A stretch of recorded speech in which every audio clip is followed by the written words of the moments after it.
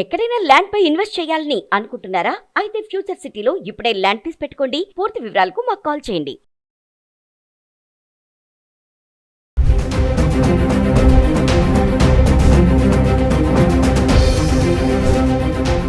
Suman TV ప్రేక్షకులకు నమస్కారం.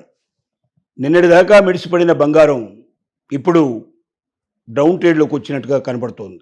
ప్రపంచమంతా కూడా ప్రతిరోజు పీక్ రీచ్ అవుతూ ఇంతకుముందు చేరినటువంటి స్థానానికి అత్యున్నతమైనటువంటి ప్రదేశ టైంకి హై టైం వైపు చేరుకుంటున్నటువంటి గోల్డ్ సడన్ గా దిగొచ్చేటువంటి సమయం ఆసన్నమైనట్టుగా ప్రపంచం నుంచి వార్తలు గుప్పమంటున్నాయి. దానికి అనేక రకాల కారణాలు చెప్తున్నారు.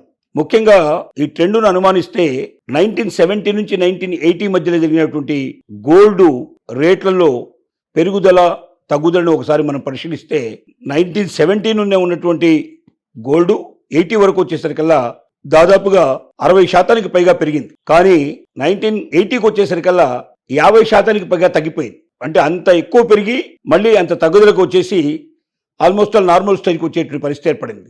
ఇవాళ చూస్తే 2013 తర్వాత అంటే దాదాపుగా 12 సంవత్సరాల క్రితం ఉన్నటువంటి పరిస్థితికి రీచ్ అయ్యేటువంటి పరిస్థితి కనబడుతుంది. ఆనాటి సిచ్యువేషన్ ఏదో ఉందో గోల్డ్కి ఇవాళ ఆ గోల్డ్ ఆ స్టేజ్కి తిరిగిపోయేటువంటి కనబడుతుంది. ఆ పద్ధతి కనబడుతుంది, ఆ లక్షణాలు కనబడుతున్నాయి. సో దీనికి కారణాలు ఏమిటి అని మనం ఒకసారి బెనిఫిట్స్ చూస్తే, మొట్టమొదటిది భారతదేశంలో గోల్డ్ కొనేటువంటి సీజన్ పూర్తయింది. అంటే ఇక ఈ సీజన్లో గోల్డ్ ఇంత పెద్దగా కొనలేక నెక్స్ట్ మళ్ళీ జనవరి వరకు పెద్దగా కొనుగోళ్లు ఉండకపోవచ్చు, ఇంత భారీ ఎత్తున ఉండవు. ఇందులో 10% 20% ఒకవేళ కొనుగోళ్లు ఉండొచ్చు తప్ప 70% వరకు 80% వరకు కొనుగోళ్లు జరగకపోవచ్చు అనేది ఒక ఆలోచన. రెండోది ఏమిటంటే ముఖ్యంగా స్టాక్ మార్కెట్స్ చాలా బలపడ్డాయి, లాభాల్లో పరిగెడుతున్నాయి. ఆ మధ్య విపరీతమైన ఫ్లక్చుయేషన్లో ఎప్పుడు ఎంత తగ్గిపోతుందో, ఎంత డమాల్మడి పడిపోతుందో అని భయంగా ఎదురు చూసిన స్టాక్ మార్కెట్లు ఈ రోజుకు రేపటికి ఎంత పెరుగుతుందో చూద్దామన్నంత ఉత్సాహాన్ని కలిగించేటట్టుగా స్టాక్ మార్కెట్లు మొత్తం కూడా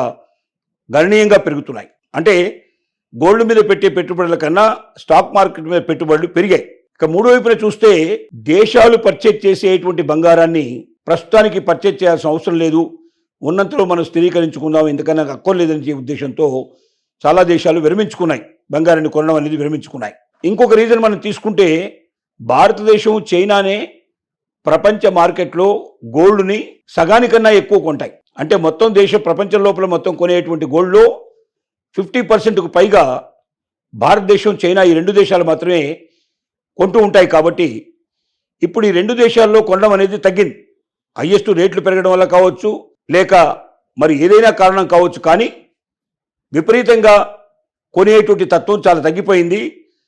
ఒక్క దీపావళి టైంలో మన భారతదేశంలో కొంచెం దాన్ని విపరీతంగా కొనడం అనేది జరిగింది తప్ప, ఆ వారం రోజుల సందడి తప్ప మిగతా రోజుల్లో పెరిగిన రేట్ల వల్ల మధ్యతరగతి వారి వరకు ఇటువైపు రావడం మానేశారు.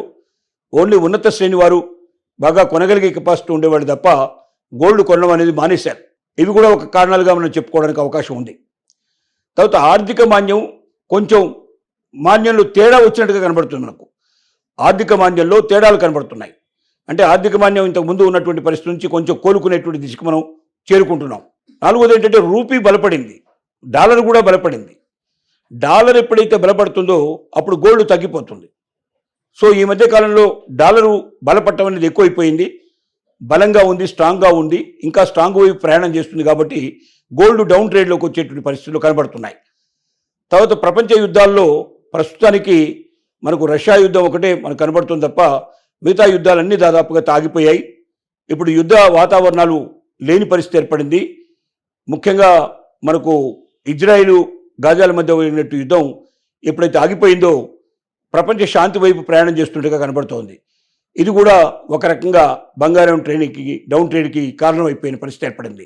ఏది ఏమైనప్పటికీ ఈ అనేక రకాల కారణాలు దీంట్లో ఉన్నాయి. ఈ కారణాలన్నీ కలుపుకుంటే బంగారం ఇవాళ సుమారుగా మరి $424 ఒకేసారి తగ్గిపోయే పరిస్థితి, ఔన్స్ రేట్ లోపల తగ్గేటువంటి పరిస్థితి ఏర్పడిందంటే దాదాపు 6.3% ఒకేసారి డౌన్ఫాల్ కనబడింది. అలాగే వెండి 7.3% డౌన్ఫాల్ కనబడింది. వెండి అయితే 1,10,000 నుంచి 1,20,000 మధ్యలో ప్రయాణం చేసిన వెండి ఢమాలమని పడిపోయి 81,000కి వచ్చేసింది. బంగారం మరి మనకు దాదాపుగా 1,30,000 టచ్ చేసినటువంటి బంగారం, అందుకన్నా ఎక్కువగా పెరిగిపోయిన బంగారం ఇప్పుడు అది మరి ఇవాళ 1,20,000 లోపుగా టచ్ అయ్యే పరిస్థితులు మనకు కనబడుతున్నాయి. అంటే మార్పు చాలా ఎక్కువ గణనీయంగా కనబడుతోంది. భవిష్యత్తులో ఇంకా బాగా డౌన్ ట్రేడ్లకు వెళ్ళే అవకాశాలు కనబడుతున్నాయి. 1,00,000కు దిగువగా వెళ్ళినా ఆశ్చర్యపడాల్సిన అవసరం లేదని ప్రపంచ నిపుణులంతా చెప్తున్నారు. కాబట్టి బంగారాన్ని కొనాలనుకున్న వాళ్ళు ఎవరైనా సరే తాత్కాలికంగా కొనడం ఆపేసేయండి. ఎందుకంటే రేట్లు బాగా డౌన్ఫాల్ అయ్యే అవకాశాలు ఉన్నాయి. కాబట్టి బాగా తగ్గితే మరి అప్పుడు మనం బాధపడాల్సిన పరిస్థితి ఏర్పడుతుంది. కాబట్టి ఇంతకన్నా పెరిగే అవకాశాలు అయితే కనబడటం లేదు. ప్రస్తుతానికి మాత్రం కొంతకాలం గ్యాప్ ఇచ్చే అవకాశం కనబడుతోంది. పెరుగుతున్న దానికి మనకు ఇబ్బంది లేదు, కానీ తగినప్పుడు మాత్రం మనం జాగ్రత్తలు తీసుకోవాలి. ఆ జాగ్రత్తల్లో భాగంగా మరి ఇప్పుడు డౌన్ ట్రేడ్లో ఉంది కాబట్టి గోల్డ్ను ప్రస్తుతానికి ఎవరు కొనకండి. వెండి కొనాలనుకుంటే మాత్రం కొనొచ్చు కొంతవరకు తప్ప, వెండి మళ్ళీ పుంజుకునే అవకాశాలు కనబడుతున్నాయి తప్ప బంగారం మాత్రం పుంజుకునే అవకాశాలు వెంటనే కనబడటం లేదు. కొంత గ్యాప్ ఇస్తే మంచిది. తాత్కాలికంగా బంగారాన్ని కొనకండి ఎవరు కూడా. కొంతకాలం గమనించిన తర్వాత ఎంతవరకు తగ్గుతుందో చూసిన తర్వాత ఎక్కడి నుంచి అయితే మళ్ళీ పుంజుకోవడం ప్రారంభమవుతుందో అప్పుడు కొనడం అనేది మంచి విషయం అని చెప్పి తెలియజేస్తూ దీన్ని ఫాలో కమ్మని కోరుకుంటున్నాం.